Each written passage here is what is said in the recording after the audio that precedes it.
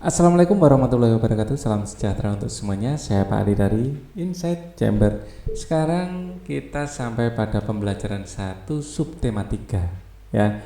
Ini adalah halaman 140 ya. Tokoh penjelajah luar angkasa. Untuk pembahasan yang lain bisa dilihat di sini. Ini adalah playlist. Dengan menggunakan playlist maka pembahasan bisa didapatkan secara urut dan runtut. Jadi gunakan playlist, linknya ada di bawah di kolom deskripsi atau langsung tap channel, masuk ke dalam channel dan cari playlistnya adalah kelas 6 buku tematik gitu ya.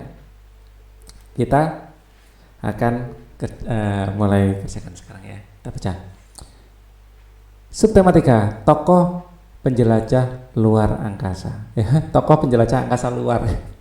Angkasa luar apa luar angkasa sama aja ya, bolak-balik ya. Tokoh penjelajah angkasa luar.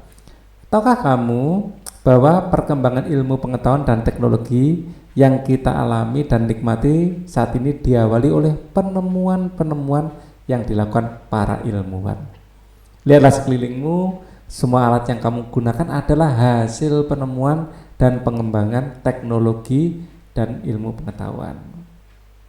Kamu tentu sudah mengerti bahwa untuk melihat benda-benda langit diperlukan sebuah alat yang disebut teleskop. Ya, tahukah kamu siapa penemunya? Mari simak bacaan berikut ini. Galileo Galilei mencoba membuktikan. Nah, ini dia Galileo Galilei.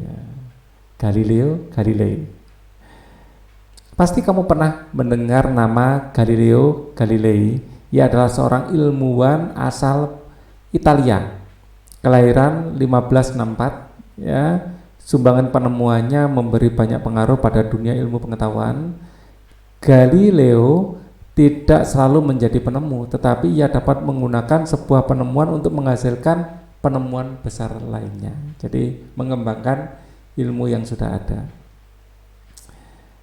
Galileo bukanlah penemu teleskop, ya, bukan penemu teleskop yang pertama, akan tetapi ia mengetahui tentang penemuan teleskop dari seorang pembuat kacamata dari Belanda. Ia lalu tertarik mengembangkan teleskop buatannya sendiri, ya. Lalu ia memanfaatkan untuk melakukan pengamatan dunia angkasa luar. Pada bulan Maret 1610, Galileo mempublikasikan sebuah buklet kecil yang berjudul The Starry Messenger. Buklet ini mengungkapkan beberapa penemuan angkasa luar yang menarik. Salah satu penemuan Galileo saat itu adalah tentang bulan. Ia menemukan bahwa permukaan bulan tidak rata dan halus seperti yang digambarkan dalam puisi-puisi. Bulan ternyata dipenuhi kawah dan gunung. Galileo juga menemukan planet-planet lain termasuk Saturnus yang memiliki lingkar seperti cincin. Ia menemukan Venus yang memiliki beberapa fase seperti bulan dan lalu bukti bahwa Venus berputar mengelilingi matahari. Ia juga menemukan fakta bahwa Jupiter memiliki satelit sendiri yang tidak berputar mengelilingi bumi, melainkan matahari. Ya, penemuan-penemuan Galileo memperkuat teori Kopernikus sebelumnya. Teori Kopernikus menyatakan bahwa bumi bukanlah pusat tata surya, tetapi matahari, karena planet-planet mengelilingi matahari.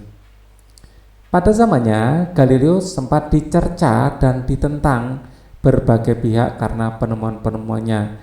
Namun demikian, pada akhirnya dunia mengakui peran besarnya terhadap perkembangan ilmu pengetahuan. Berkat temuan-temuannya tersebut, ia memperoleh sebutan Bapak Sains Modern. Hal ini membuktikan, ya, itu merupakan bukti perannya yang membuka wawasan warga dunia terhadap ilmu pengetahuan, terutama pengetahuan angkasa luar. Ayo berdiskusi. Galileo Galilei merupakan salah satu penemu yang berperan besar terhadap perkembangan ilmu pengetahuan yang memengaruhi peradaban manusia. Bersama dengan teman sebangkumu, diskusikanlah penemuan apa saja yang telah dihasilkan dan dampaknya terhadap kehidupan manusia hingga kini. Gunakan tabel berikut untuk mencatatnya. Ya, penemuan, ya, ini termasuk penemuan juga ya. Menyempurnakan teleskop, menyempurnakan teleskop.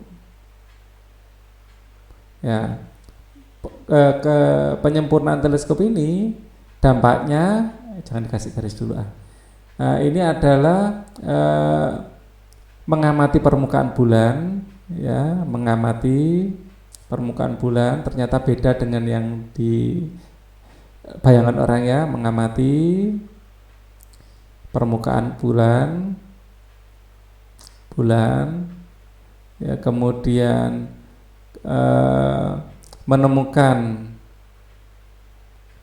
Saturnus, ya, planet bercincin, ya, kemudian menemukan fase pada Venus, ya, kemudian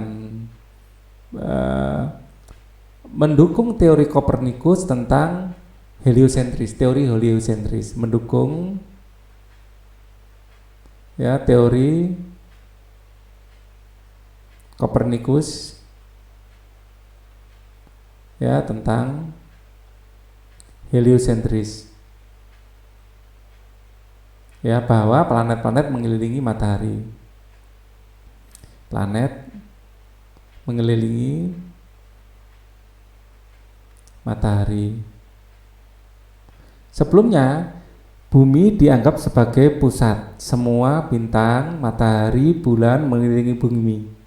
Dulu dianggap seperti itu, tapi Galileo Galilei menyatakan lain, dan ini mendukung teori Kopernikus. Galileo Galilei, ya, dicerca waktu itu, ya, kalian bisa lihat sendiri di internet, ya, mungkin dihukum juga, ya, Galileo ini, tapi pada akhirnya kebenaran yang akan menang, ya, ilmu pengetahuan. Ini membuka mata dunia terhadap ilmu pengetahuan. Kemudian penemuan yang lain adalah dari sumber lain, ya, ada teori kelembaman,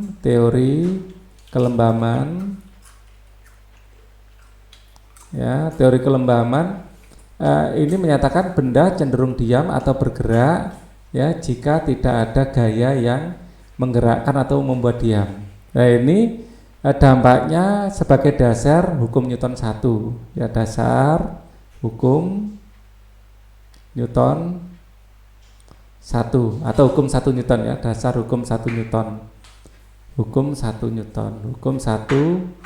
Newton. Teori kelembaman. Benda akan diam, ya, atau bergerak dengan kecepatan tetap jika tidak ada yang gaya yang mengaruhinya. Benda, ya, cenderung diam atau bergerak dengan kecepatan konstan jika tidak ada gaya yang memengaruhinya. Nah, ini adalah teori kelembaman. Kemudian Galileo juga menemukan termometer untuk mengukur suhu, ya, termometer, ya, dasar teori termometer untuk mengukur suhu, ya, termometer, prinsip kerja termometer.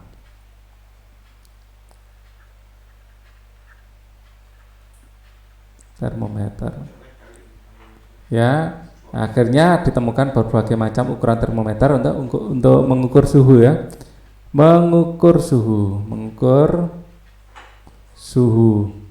Oke, ini adalah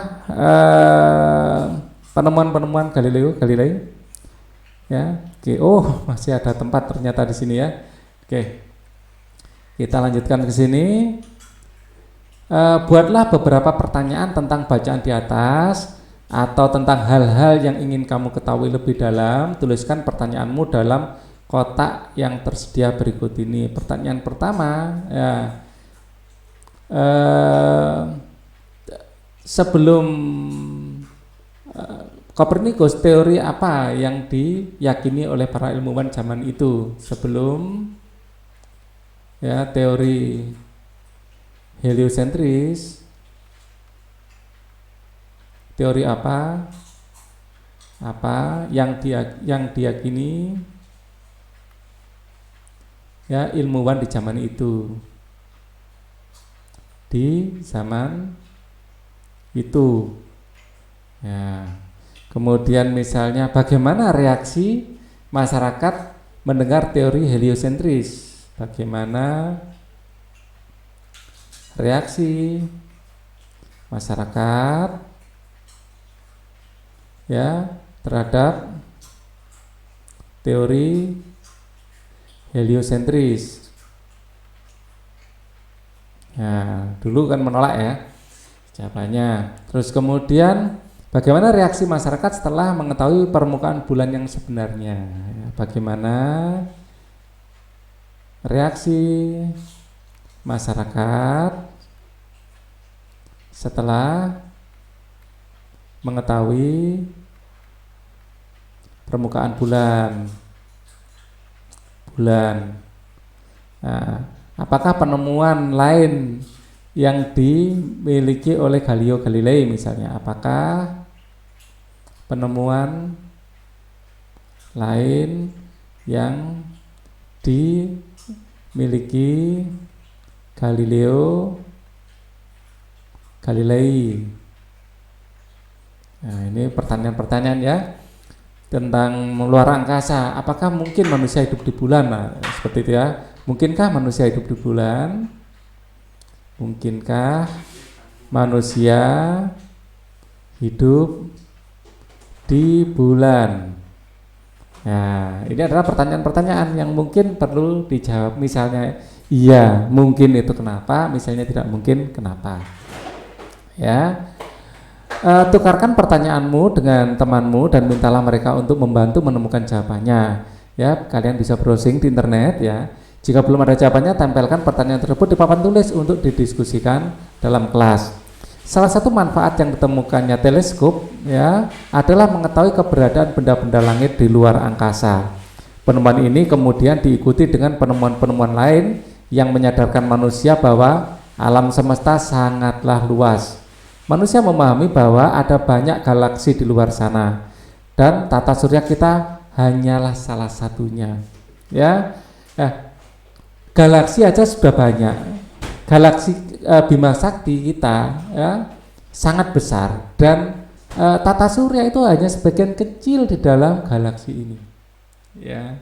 Dan bumi adalah bagian kecil dari tata surya ini, titik kecil. Jadi planet itu banyak yang mengelilingi matahari, ada 8 ya. Matahari itu adalah titik kecil di dalam galaksi, padahal galaksi ini ada sangat banyak di alam semesta. Bisa bayangkan betapa luasnya alam semesta. Mari kita gali lebih banyak tentang tata surya kita. Ya, susunan planet tata surya berdasarkan orbit bumi. Susunan tata surya kita memiliki keunikannya sendiri. Matahari sebagai pusat tata surya dikelilingi oleh berbagai anggota lainnya seperti planet, asteroid, satelit, meteorit, dan komet.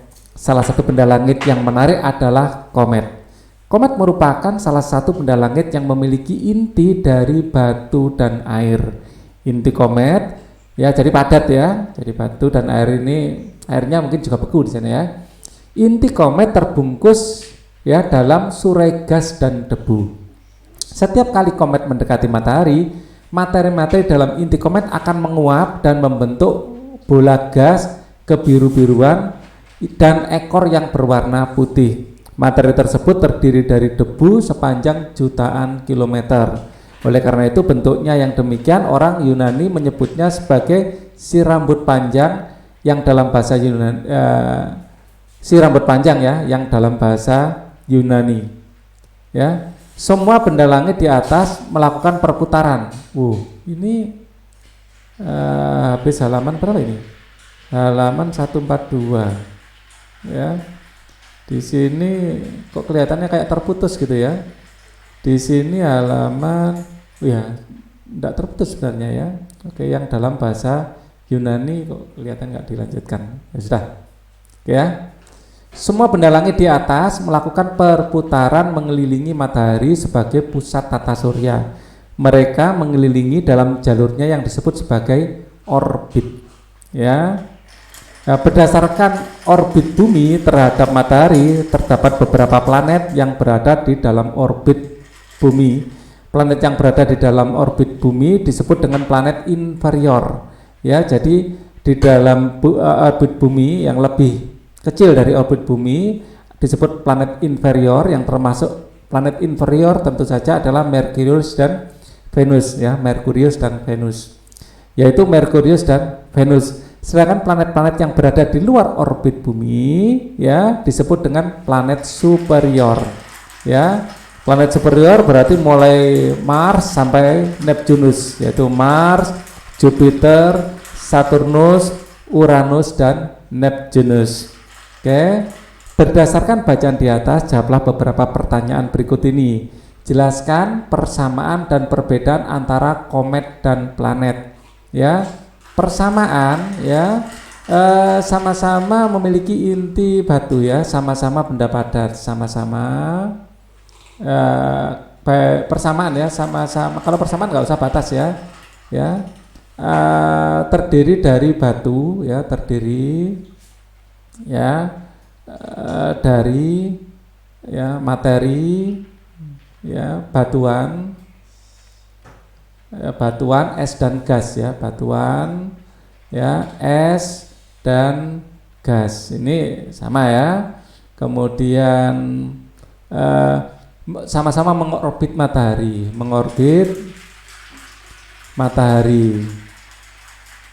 ya, sama-sama mengorbit matahari. Oke, kemudian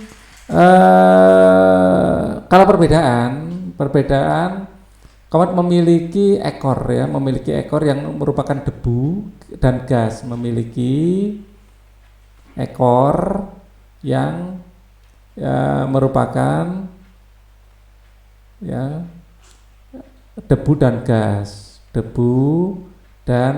gas ya. Orbitnya sangat lonjong ya, sangat lonjong ya elips ya, tapi lonjongnya banget gitu ya. Orbitnya sangat lonjong. Nah, kalau ini planet pada umumnya ya terdiri dari, ada yang ini sama ya, tidak memiliki ekor, yang jelas tidak memiliki ekor, ya, orbitnya tidak se ekstrim ini. Komet ya rasanya itu ya, tidak memiliki ekor, itu aja yang menjadi perbedaan. Contoh komet ya, jadi kalau bahannya hampir sama ya, ya memiliki atmosfer. Kalau komet belum tentu ya. Pak Ali belum pernah baca atmosfer dari komet ya, tapi nggak usah tuliskan deh. Belum tentu juga.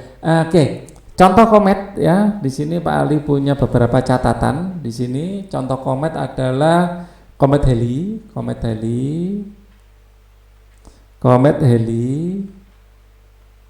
ya, ini pernah muncul waktu Pak Ali kecil ya, tahun 19 muncul tahun 1986 ya, muncul tahun 1986. Nah, ini dan muncul setiap 76 tahun, muncul setiap 78 ya, 6 tahun, 76 tahun ya. Terus kemudian ada lagi komet Lulin ya, dia muncul 11 Juli 2007 0 ya, kurang 1 ya. Kemudian komet Halley ya, ada Halley, ada Halley aja, Halley Bopp ya, Halley BOPP, Halley Bopp ini muncul 1997 ya. Terus kemudian ada komet Lovejoy, ya, ini muncul. Terus kemudian ada lagi, wah ini tambahkan di sini aja ya, komet Encke, Encke, Encke, ya. Nah ini 3 tahun sekali muncul, 3 tahun sekali, ya. Kalau planet kita rasanya hafal ya. Kalau planet mulai Merkurius, Venus, Bumi, Mars, Jupiter, Saturnus, Uranus, Neptunus. Oke. Beberapa pengelompokan sistem tata surya kita pernah dilakukan selain pengelompokan planet berdasarkan garis edar bumi. Pengelompokan sistem tata surya apa sajakah yang kamu ketahui, bagaimana kamu membedakannya? Yang pertama yang sebelumnya sudah dipakai ya, pengelompokan sistem tata surya apa sajakah yang telah kamu ketahui. Yang pertama ini, kalau sistem tata surya berdasarkan sabuk asteroid, ya, berdasarkan posisi dari sabuk asteroid, posisi dari sabuk asteroid. Ini dibedakan menjadi 2, ada planet dalam, ya, di dalamnya sabuk asteroid, yaitu adalah Merkurius, Venus, ya, Bumi, dan Mars.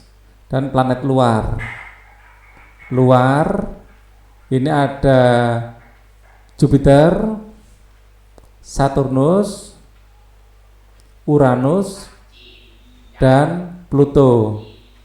Terus ada yang kedua itu posisi dari ini ya, posisi dari orbit, ya, posisi dari orbit bumi, posisi dari orbit bumi, ya. Jadi kita mengenal tadi planet inferior,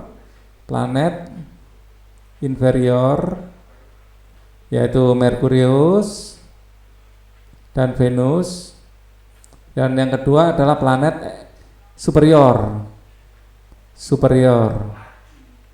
ya, termasuk Mars, ya, Jupiter, Saturnus, Uranus, ya, Neptunus. Terus ada lagi dari bahan, ya, dari material, ya, material penyusun. Dari material penyusun kita mengenal ada planet terestrial, ya, planet R-nya double ya, terestrial,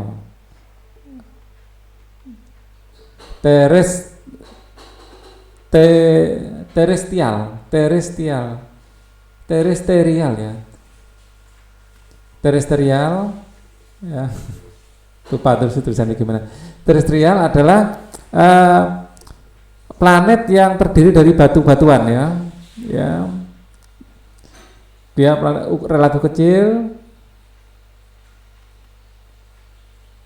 ya, dari batuan, ya. Terus ada atmosfer,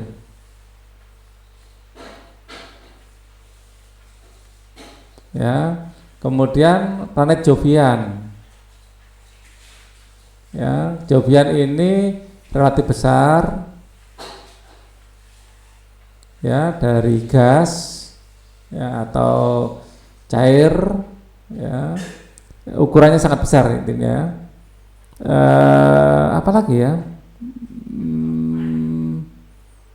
Itu aja rasanya. Oke. Gas atau cair, ya.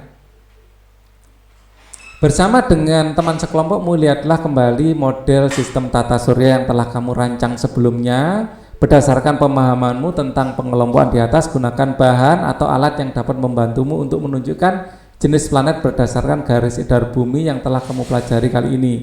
Kesimpulan apakah yang kamu buat berdasarkan kegiatan di atas?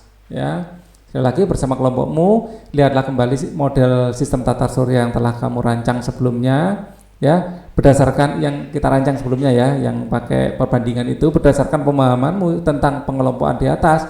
Gunakan bahan atau alat yang dapat membantumu untuk menunjukkan jenis planet berdasarkan garis edar bumi, ya, yang telah kamu pelajari. Kesimpulannya, ya, planet inferior ya adalah Mars ya, Merkurius dan Venus. Merkurius dan Venus ya, planet ya superior adalah Mars ya, Jupiter, Saturnus, Uranus, dan Neptunus. Ya. Pernahkah kamu mengalami peristiwa yang hampir sama dengan cerita yang kamu baca? Ya, baca bacaan berikut ini dengan seksama lalu ceritakanlah pengalaman yang mirip dengan cerita berikut. Kesempatan yang hilang, ya ceritanya oleh Intan Sari El Iswar. Oke, Nesa, ayo tidur, sudah malam. Mama mengingatkan Nesa yang masih asik membaca buku di kamar. Besok kan hari Sabtu, Nesa libur, saat Nesa sambil membaca bukunya. Ya, loh bukannya kamu akan pergi ke planetarium bersama teman-teman sekelasmu. Tetap harus bangun pagi kan, kata Mama mengingatkan. Berangkatnya agak siang kok Ma, Nesa pasti bisa mengatasinya. Besok bangun pagi dan siap berangkat, kelah Nesa. Nes, kamu ingat kejadian hari ini kan? Kamu sendiri yang bilang kalau tadi kamu ngantuk sekali dan tidak berkonsentrasi dengan baik di sekolah karena semalam kamu tidur kemalaman, kata Mama mendekati Nesa yang masih membaca bukunya di tempat tidur. Ingat kata Papa, anak seusia kamu harus tidur cukup, badanmu memerlukannya, nasihat Mama. Baik Ma, Nesa tidur sekarang, kata Nesa sambil menyerahkan bukunya kepada mamanya untuk disimpan. Jam sudah menunjukkan pukul jam 12 lebih 15 menit. Mama meninggalkan kamar Nesa ketika Nesa sudah benar-benar terlelap. Ya. Keesokan paginya, Nesa, ayo bangun, kata Mama membangunkan Nesa. Aku kan baru saja tidur kok sudah dibangunin Ma. Cepat sekali, pikir Nesa. Nesa membuka matanya dengan berat. Dengan perlahan ia melangkah mendekati ruang makan. Di sana Mama, adiknya Lili dan Papa sudah terlihat rapi. Papa, Mama, dan Lili akan berkunjung ke rumah Om Bram. Mungkin sampai sore hari. Hari ini kamu mau ke planetarium kan, Nesa? Bisa bersiap sendiri kan? Tanya Mama. Nesa mengangguk. Tak lama kemudian Mama, Papa, dan Lili pun berangkat pergi. Nesa mengambil setangkup roti isi kesukaannya yang telah disiapkan Mama. Sambil mengunyah, Nesa kembali ke kamarnya hendak mengambil baju untuk segera mandi. Karena rotinya belum habis, Nesa duduk di pinggir tempat tidurnya, mengambil bantal untuk bersandar dan menikmati rotinya. Ah, nyaman sekali. Mandi nanti dulu deh, masih ada waktu, pikir Nesa. Jam menunjukkan pukul 7:30. Tanpa disadarinya, Nesa terlelap. Beberapa jam kemudian Nesa terbangun dan mendapati dirinya masih memegang roti yang belum habis. Nesa segera melihat jam dan alangkah terkejutnya bahwa ia telah tertidur selama 2 jam. Itu artinya terlambat berangkat ke planetarium. Nesa teringat teman-temannya pasti sudah meninggalkannya. Mereka berencana bertemu di rumah Yana jam 9:30 untuk berangkat bersama-sama. Ia tak berani menghubungi teman-temannya karena malu. Ia pun tak berani berangkat sendiri ke planetarium. Nesa sangat menyesali kecerobohannya. Kalau saja ia mendengarkan nasihat papa mamanya untuk tidur tidak terlalu larut malam, ia tidak akan sendirian di rumah seperti saat ini. Ia kehilangan kesempatan menimba ilmu astronomi di planetarium. Ia juga kehilangan kesempatan untuk mengunjungi Om Bram. Sebuah cerita memiliki beberapa unsur seperti tokoh, watak, alur cerita, latar belakang cerita tertentu. Salah satu unsur tersebut mungkin saja mengingatkanmu pada pengalaman pribadimu atau mengingatkanmu pada sebuah film yang pernah kamu tonton. Setelah membaca cerita di atas, lakukan kegiatan di berikut ya. Gambarkan dan jelaskan tentang peristiwa yang terjadi dalam cerita di atas dengan menggunakan diagram di bawah ini. Ya. Gambarkan dan jelaskan peristiwa yang serupa yang terjadi denganmu atau orang-orang yang kamu kenal dengan menggunakan diagram di bawah ini. Ya. Oke. Intinya Nesa ketiduran ya. Pada intinya Nesa ketiduran ya. Ada gambarnya. Jadi sambil bersandar di tempat tidurnya ya, ya dia bersandar gitu aja di bantal, ya, ya mungkin ini ada jendelanya, ya, dia ketiduran, ya,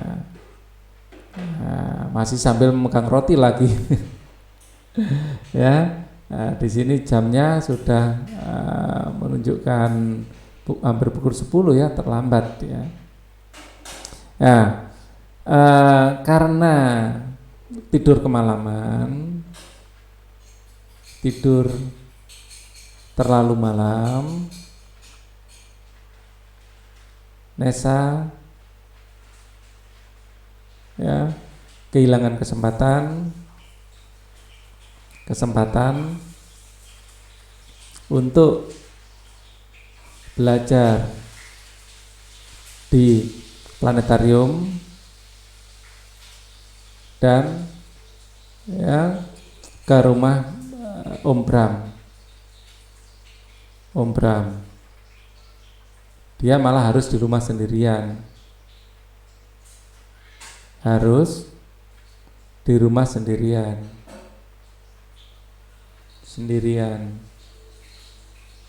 Ya, gambarkan dan jelaskan peristiwa yang serupa yang terjadi denganmu dengan orang-orang yang kamu kenal menggunakan diagram berikut ini. Nah, dulu Pak Ali pernah terlambat mengikuti kegiatan gara-gara itu juga ya. Jadi ada kegiatan yang membuat terlambat. Dulu ada kayak ada waktu TK sih. Jadi ada kegiatan tari-tarian gitu, terus ternyata Pak Ali terlambat datang. Ya, seharusnya Pak Ali datang tepat waktu sehingga bisa diantar ke kecamatan. Waktu itu Pak Ali menyesal sekali, ya, karena tidak bisa datang. Ya, jadi semua teman-teman yang lain bersama rombongan datang dan Pak Ali pulang lagi. Tapi Pak Ali karena terlambat nggak berani cerita juga, diam-diam langsung pulang gitu aja. Nah, kalau kalian apa? Coba di sini ya. Gunakan diagram berikut untuk menjelaskan perasaanmu terhadap pengalamanmu dan cerita di atas, juga dengan pesan yang kamu dapatkan cerita tersebut. Coba kalian tuliskan pengalaman di sini ya. Ya, perasaanku dulu itu yang jelas menyesal ya. Perasaanku aku sangat menyesal karena datang terlambat ya, bukan karena bangun kesiangan, tapi karena tidak datang ke sekolah terlalu siang ya, karena tidak melihat pengumuman jadwal di pengumuman ya, tidak melihat jadwal pertunjukan tari ya, pertunjukan tari di kecamatan ya, tidak melihat jadwal pertunjukan tari di kecamatan ya, di papan pengumuman, sehingga tertinggal ya. Ini seharusnya di bawah ya. Aku sangat menyesal ya. Ya, bukan. Ya, sebenarnya aku sangat menyesal. Nah, ini alasannya itu di bawah sini sih ya. Alasannya di bawah sini. Cerita tersebut mengingatkanku ya, saya sangat menyesal. Ini jangan. Ini cukup. Nah, sampai di sini saja. Aku sangat menyesal ya, atau ya ini saya pindah saja. Aku sangat menyesal. Ini jawaban di bawah. Ya. Oke. Nah, gini ya. Aku sangat menyesal cerita tersebut mengingatkanmu saat aku TK. Ya, dulu TK Pak Ali berangkat sendiri. Ya, jadi tidak diantar orang tua karena dekat, memang jadi jalan kaki. Ya, dan tertinggal mengikuti acara. Ya, tertinggal rombongan ya, tertinggal rombongan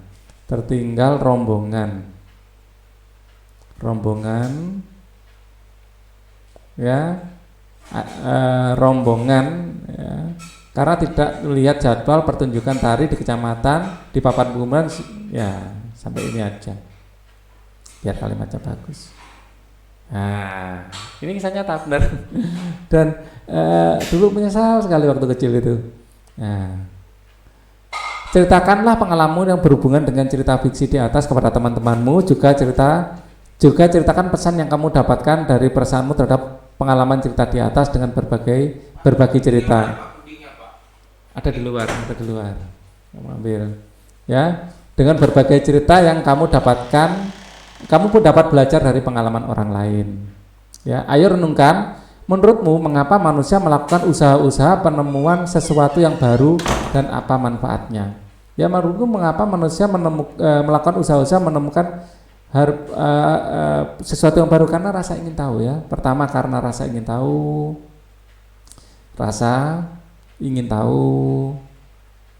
Ya, kedua karena ingin membuat hidup menjadi mudah, ingin membuat ya alat atau cara agar hidup lebih mudah. Oke ya, sikap dan keterampilan apa sajakah yang menurutmu diperlukan untuk melakukan penemuan baru yang bermanfaat bagi manusia dan lingkungan? Ya, sikap rasa ingin tahu tinggi,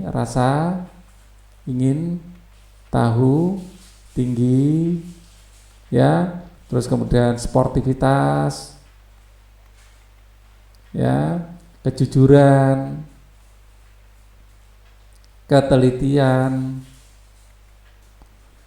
ulet, ya. Jadi ilmuwan itu harus ulet, ya. Penelitian itu tidak mudah, bahkan kadang-kadang bertahun-tahun waktu yang dibutuhkan. Bersama dengan orang tuamu dan anggota keluarga yang lain, perhatikan benda-benda dan alat-alat di rumahmu. Pilihlah paling sedikit 3 benda atau alat di rumahmu dan lakukan pengamatan tentang fungsi dan manfaatnya bagi kegiatan sehari-hari anggota keluargamu. Carilah informasi sebanyak-banyaknya tentang siapa penemunya dan jelaskan sebuah keadaan yang akan terjadi bila alat atau benda tersebut tidak atau belum ditemukan. Gunakan tabel berikut untuk mencatat hasil diskusimu. Ya, ini 3 benda ya. Yang pertama misalnya bola lampu. Ya, yang pertama bola lampu. Penemu adalah Thomas Alva Edison. Ya, Thomas Alva Edison. Ya, kegunaan menerangi ruangan. Apa yang akan terjadi bila penemuan ini tidak atau belum ada? Ya, yang terjadi jika belum ada, maka kita ya, pada malam hari sangat gelap ya. Pada malam hari ya terasa gelap, ya. Ya, atau ruangan-ruangan nggak bisa terang ya. Gedung-gedung bertingkat, pencakar langit itu ya susah. Di dalamnya kan gelap seperti gua. Ya. Ya, nomor 2 mungkin mesin uap ya, mesin uap ini ditemukan oleh lupa, James Watt, mesin uap ya, mesin uap. Alat atau benda misalnya atau diesel ya, diesel penemunya diesel sendiri ya, diesel, mesin diesel, penemunya diesel, nah, namanya aja mesin diesel ya. Kegunaan untuk tenaga ya, menggerakkan